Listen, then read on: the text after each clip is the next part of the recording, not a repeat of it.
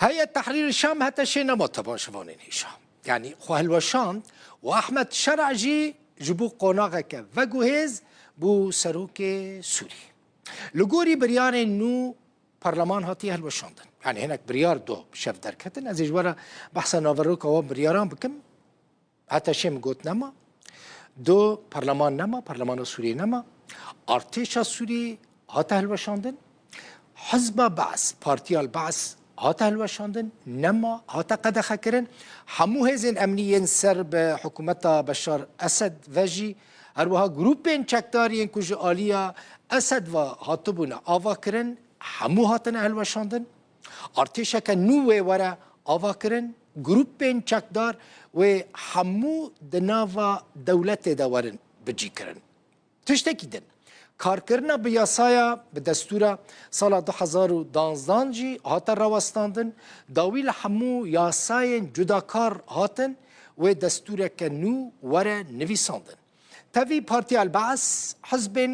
دناوا انیا نشتمانیه پیشوروده يعني الجبهة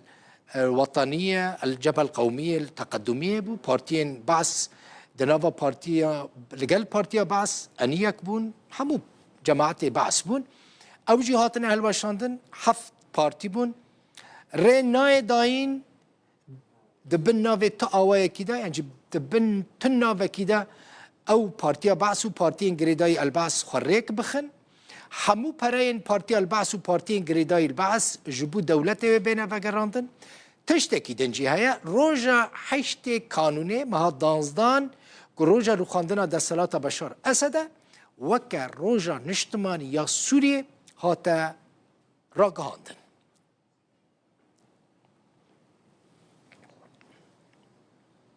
شفادن دماكو احمد شرع وكا سروك سوري هاتا راقهاندن آلي گرين وي لشامي شاهي کرن كيف خوش بون بيگمان باشاكي ولاتين سوري دبيجن احمد شرع چاوا بجي سروك بري سوري بشار الاسد گلكي باشتره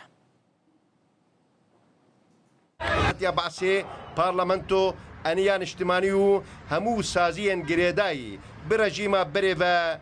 هلوشاندن لولو خان روداو